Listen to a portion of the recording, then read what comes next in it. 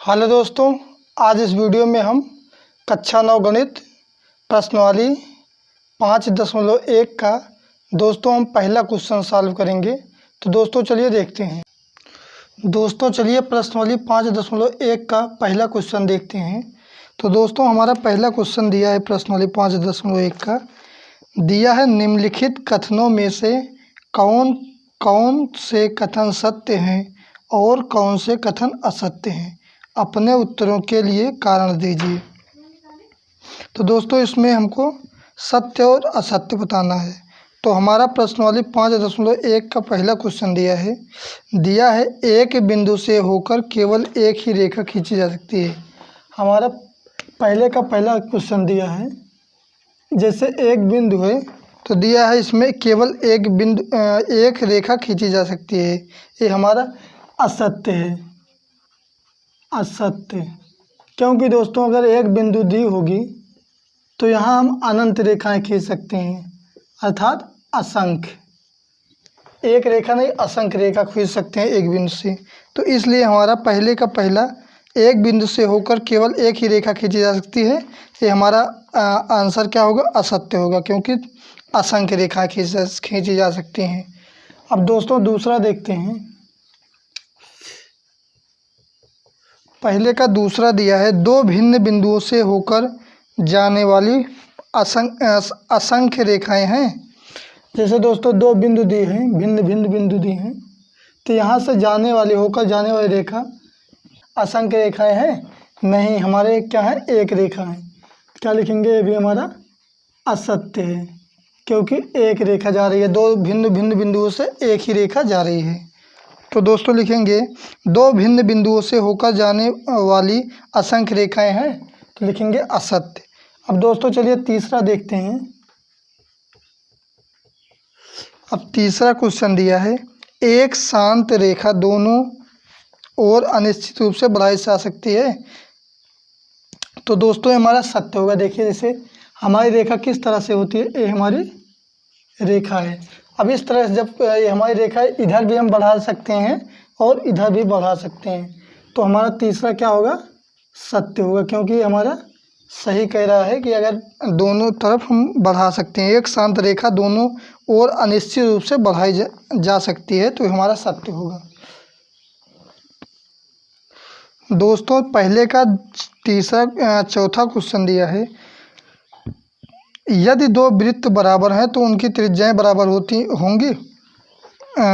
यदि दो वृत्त बराबर हैं, जैसे हमारे दो वृत्त हैं ये और दोनों बराबर हैं, तो कह रहा है इनकी त्रिज्याएं बराबर होंगी। यस, तो हमारी त्रिज्याएं क्या होंगी, बराबर होंगी, तो लिखेंगे सत्य।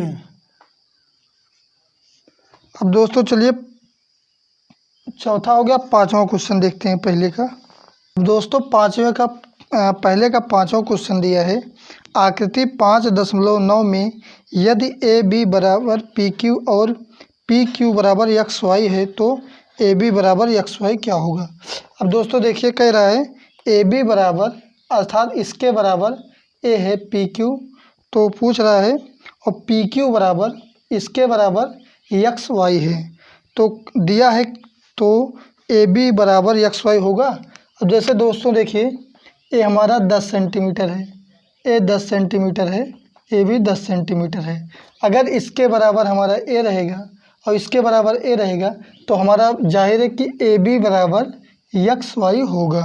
तो दोस्तों क्या लिखेंगे हम, तो दिया है इसमें आकृति 5.9 में यदि ए बी बराबर पी की और पी की बराबर एक्स वाई है तो ए बी बराबर एक्स वाई होगा, तो हमारा सत्य होगा, सत्य। दोस्तों प्रश्नावली 5.1 का दूसरा क्वेश्चन दिया है निम्नलिखित पदों में से प्रत्येक की परिभाषा दीजिए। इसमें हमको परिभाषा बताना है। दिया है क्या इनके लिए कुछ ऐसे पद हैं जिन्हें परिभाषित करने की आवश्यकता है, वे क्या हैं और आप इन्हें कैसे परिभाषित कर पाएंगे। तो दोस्तों सबसे पहले हमको देखना है समांतर रेखाएं। तो सबसे पहले दोस्तों चलिए देखते हैं समांतर रेखाएं क्या होती हैं। तो दोस्तों समांतर रेखाएं का परिभाषा होता है, समांतर रेखाएं एक दूसरे के परस्पर दूरी पर होती हैं। जैसे हमारी दो रेखाएं गई हैं, तो दोस्तों समांतर रेखाएं का परिभाषा होता है, समांतर रेखाएं एक दूसरे के परस्पर दूरी पर होती हैं। जैसे हमारी समांतर रेखाएं हैं, यहाँ हमारी परस्पर दूरी पर अंतर पे रहती हैं। अब दोस्तों चलिए दूसरा देखना है हमको, लंब रेखाएं। अब दोस्तों दूसरा दिया है लंब रेखाएं की परिभाषा बताना है। तो लंब रेखा दी हुई रेखा पर 90 अंश का कोण बनाती है। जैसे हमारी एक रेखा दी हुई है, इस पे एक रेखा होती है 90 अंश का कोण बनाती है। तो इसका परिभाषा होगा लंब रेखाएं का, लंब रेखा दी हुई रेखा पर 90 अंश का कोण बनाता है या बनाती है। अब दोस्तों चलिए तीसरा देखते हैं। तीसरा क्या दिया है रेखाखंड। तीसरा दिया है हमारा रेखाखंड। तो रेखाखंड की परिभाषा होती है, रेखाखंड की निश्चित माप होती है तथा इसमें 2 अंत बिंदु होते हैं। जैसे हम पट्टी की सहायता से जैसे इसको 4 सेमी माप दिए, 4 cm, तो क्या हुआ, रेखाखंड निश्चित माप होती है, मतलब इसका माप निश्चित होता है, मतलब इस 4 सेंटीमीटर है हमारा। उसके बाद फिर इसमें 2 अंत बिंदु होते हैं, अंत बिंदु अर्थात ये हमारे ए होते हैं और ए अंत बिंदु। अब दोस्तों चलिए चौथा देखते हैं। चौथा दिया है वृत्त की त्रिज्या। वृत्त की त्रिज्या। अब दोस्तों इसका भी एकदम आसान तरीका है। दोस्तों देखिए, जैसे कोई हम केंद्र मान लिए, केंद्र, उसके बाद एक त्रिज्या खींचे, उसके बाद यहाँ, तो इसका परिभाषा होगा वृत्त की केंद्र से, केंद्र ये हमारा केंद्र है, केंद्र से परिधि तक, हमारी जो ये है परिधि तक दूरी को क्या कहते हैं, त्रिज्या कहते हैं। तो इसका परिभाषा होगा केंद्र से परिधि तक की दूरी को त्रिज्या कहते हैं। अब दोस्तों पांचवा दिया है हमारा वर्ग। वर्ग का परिभाषा होता है, वर्ग की चारों भुजाएं बराबर होती हैं तथा 2 संलग्न भुजाओं के बीच 90 अंश होता है। दोस्तों जैसे यहाँ ए हमारा कितने अंश होगा, 90 अंश, ए भी हमारा 90 अंश का ही होगा। तो वर्ग की परिभाषा होगी, वर्ग के चारों भुजाएं, हमारे ए वाली भुजा, ए वाली भुजा और ए वाली भुजा, जैसे अगर ए 4 सेंटीमीटर है तो ये भी 4 सेंटीमीटर होगा, ये भी 4 सेंटीमीटर, ये भी 4 सेंटीमीटर होगा। तो चारों भुजाएं आपस में बराबर होती हैं।